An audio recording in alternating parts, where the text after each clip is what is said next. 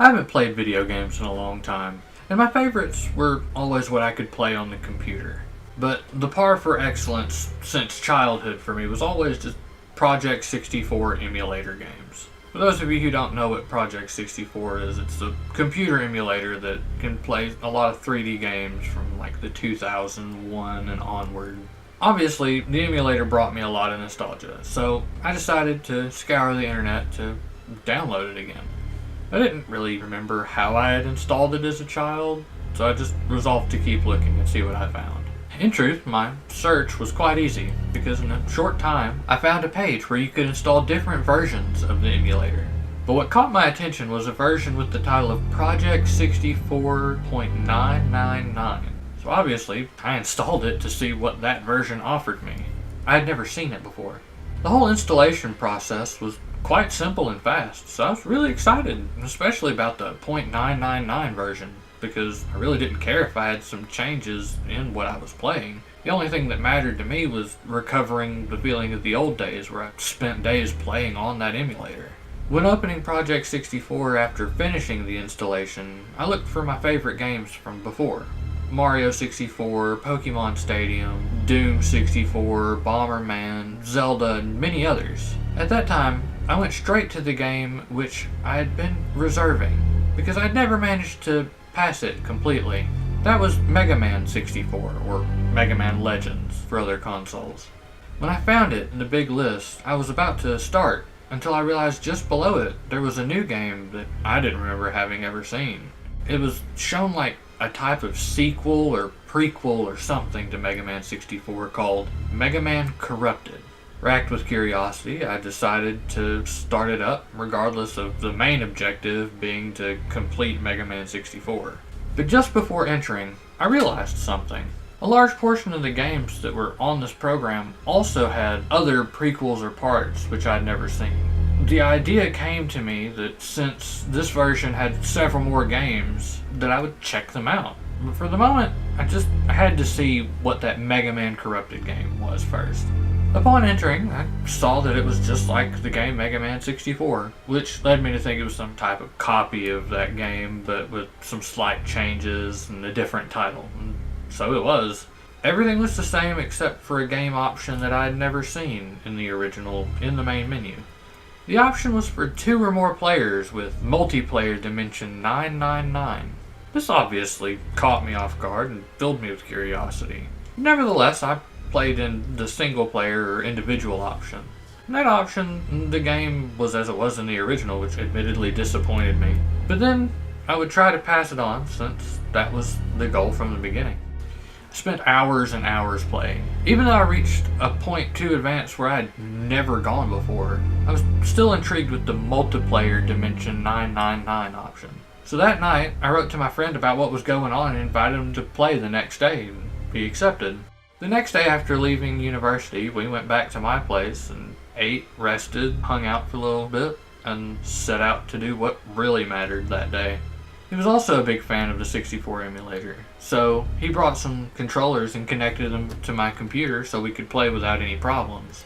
But such was the surprise for both of us when we saw that the emulator wasn't on my computer. I didn't know what had happened. Perhaps it just uninstalled by itself? So I looked for the page again and reinstalled the emulator.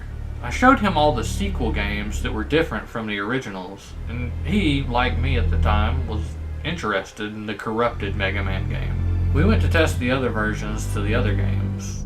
There was things like Mario Glitch or Zelda Lost. But finally we went back to the long-awaited Mega Man Corrupted, and excitedly we selected the multiplayer dimension 999 option. To tell the truth, we didn't know if we were excited, confused, or what. All we knew was something weird was happening. When we entered, we saw a shared screen. In each one there was a box that said, "Are you sure you want to enter Dimension 999? Yes or no?" We both selected the yes option. At the time, I don't remember much. All I can remember is that suddenly we both felt very dizzy and had a headache, along with many other symptoms such as poor vision, intense cold, soon stitches throughout our body, electric tickling, and then finally an intense vertigo. After that, what I do remember very well was that I was in a very dark place, with no apparent end, without anything at all. I was very confused, got up, and I felt heavy. In a short time, I regained my balance, and I soon knew why. I was wearing a metallic blue-violet suit, and in my arms I had a helmet of the same color. I soon heard my friend's calls and saw him approaching me, only we were both surprised by each other's appearance. He was wearing a suit similar to mine, only green. Then he saw how everything around us lit up, slightly, showing us various paths. At that moment we knew we were in the game. We were both in shock more than anything, because the desire of any video game addict was already a reality for us, to live a video game firsthand. At that, we saw our new names above us. Hit Rock, my friend's name, and Smash Purple was my name.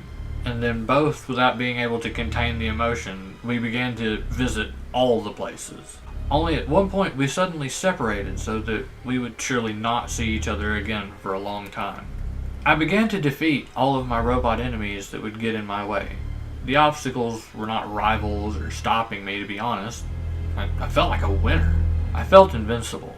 By destroying each enemy robot, which strangely, when they were killed, they gave out screams similar to those of a person, I didn't care.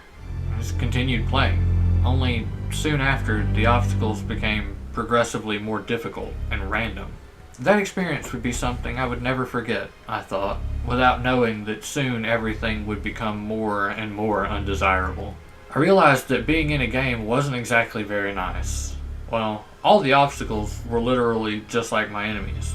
Everything hurt me, and for the first time in my life I didn't enjoy a video game very much. But nevertheless, this was just the beginning. As I destroyed my enemies in advance, everything became more and more dangerous, to the point where the game hurt me in very painful and ruthless ways. I remember feeling the electric shocks from the game. They were as painful as being electrocuted by an electric chair. I remember the cutting obstacles. Once a forearm was stripped from me, although it later regenerated, the pain was excruciating. Obviously, I wasn't even sure if being in the game was a good idea anymore, but I kept positive and excited, if not a little confused. And I kept playing, even without fully believing I was in a game. It's just gotta be a really realistic dream, I told myself. Another thing that bothered me a little was the landscapes. Although in a video game they looked harmless, I saw them as gloomy and dark. And then when I reached an advanced achievement, it was that I met a character which I realized was a boss. That boss was called Corrupted MegaMan. His appearance seemed totally different from the rest of the game, because this was the same as the main character that we would normally control when playing. Only that his suit, instead of being blue, was totally black. His hair was red, his skin was a shade almost colorless gray, and his expression seemed frozen. At first I thought it was like any other enemy in the game, but this one had something different. It seemed to have its own consciousness. At the beginning of the battle, I attacked him without problems because he didn't even move. He remained immobile, which seemed strange to me. Almost at the end of his life bar, he disappeared, but not without first staring at me and giving a very gloomy smile. At that moment I felt fear and confusion, but what puzzled me was his presence behind me. As I turned, I noticed how quickly he put his hand on my chest, only to plunge it in deep and rip out my heart. The pain was indescribable. I think the worst thing about being in a game is that having multiple lives, even when you take damage, you're still alive. That Mega Man with his smile and my heart bathed in blood in his hands said to me in a throaty voice, "One goes, there are 4 missing." At that moment, he disappeared, disintegrating. I knew that soon he would come back for me because I realized that what it took from me was a life. Right there, I fell, kneeling to the ground, trembling for some strange reason. Several questions flashed through my mind. Who was that character? How can I defeat him? What will happen if all my lives are gone and I haven't beaten the game? It didn't matter anymore. I got up without worrying and continued on my way. The whole game from that moment was the same difficulty, almost with the same slightly different and stronger enemies. This time it was better than the first round because I got more determined and became used to my surroundings. But nevertheless, all this changed when I found myself, after hours of playing and winning, with the same chief, this time in a kind of maritime field. and the only thing I had as a surface to lean on were large rocks that came out of the water that, by the way, seemed poisonous, because every time I touched the liquid, my life went down. Again, everything that previously happened also happened. The character stood still while I hurt him until just before taking the last of his life, he disappeared, and I, fearing the worst, turned and shot like crazy, only to be surprised at the Mega Man sticking his hand in my chest and taking another heart. 2 go, 3 are missing. At this point, I was nervous. I was wondering how my friend was doing. When that Mega Man left, I saw in the waters of the zone ghostly faces looking at me and whispering, "You cannot lose, or you're going to die." At that moment, invaded by terror, I advanced, jumping from rock to rock, until those ghostly faces came out of the water and attacked me. That was my next obstacle. On the way, I noticed that the whole atmosphere had become more tense and cold, to the point where steam came out of my mouth from my breath. When I got to a certain point after having passed all the previous tests, it was that I again met Corrupted Mega Man, who, as expected, let me hurt him, and just before dying, attacked me with an impossible speed, taking out another heart. There are 3. 2 are missing. And there I felt my breath get heavy. Terrified even more, I began to run, regardless of whether or not I passed the tests or the enemies. Now I just wanted to find my friend and try to get out of this place that I didn't feel safe.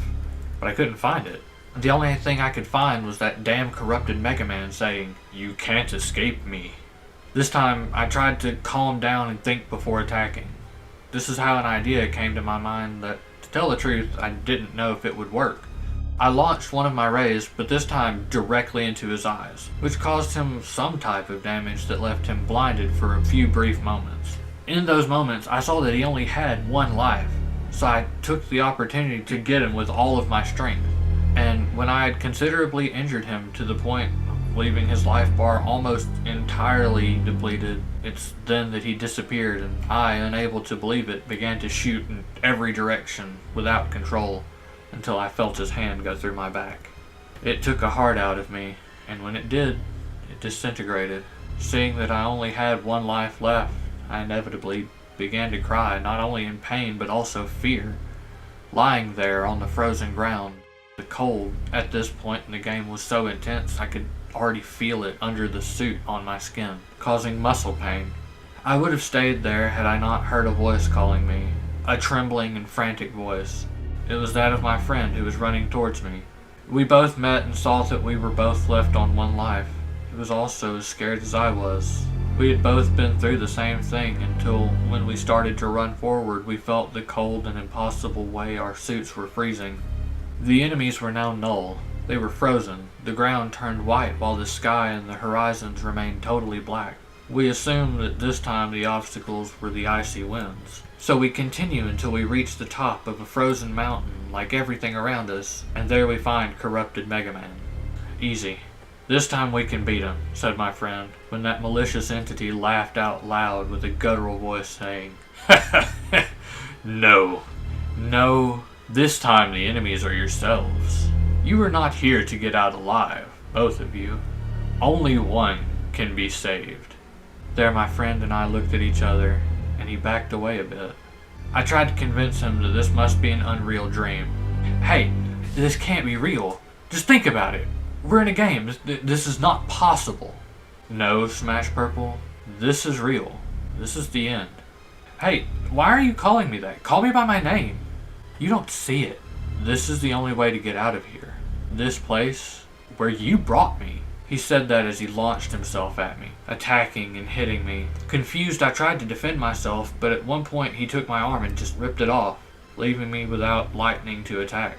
When I tried to let him know that the Corrupted Mega Man was trying to control us so that we would kill each other, it was then that he hit me in the stomach, breaking my suit, leaving me breathless and weakening. And he said, "I know that at that point, a player loses power. I learned it while playing when you left me." I couldn't believe what was happening. Feeling the anger consume me, I threw him to the ground and strangled him with all of my strength. He was fighting and writhing violently, trying to reach my neck to strangle me too, but he couldn't. When I felt that my friend had stopped moving, he suddenly pressed his fingers hard on my eyes until he put one of them clear into the socket. The pain made me let go and scream as my eye bled, and he got up. But I, furious, grabbed him and bashed him into the ground, over and over again. His face became shapeless and disfigured, but I didn't stop. Now his face looked like anything but. There I was, extremely scared to see that he wasn't moving, and then I saw the corrupted MegaMan, laughing. Then he disappeared, taking my friend and cutting him in half, devouring him. Scared, I ran no matter what.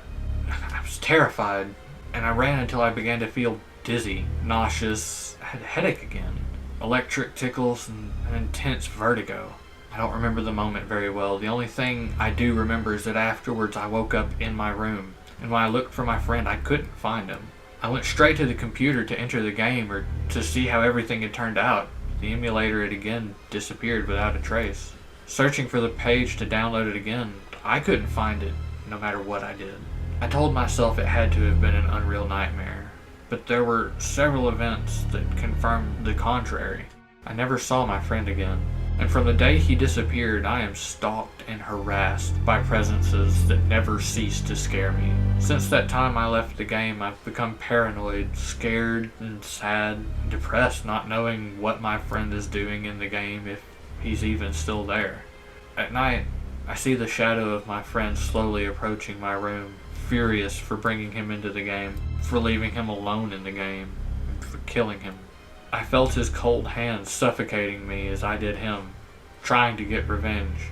Every morning I wake up with a strong pain in my chest and trembling.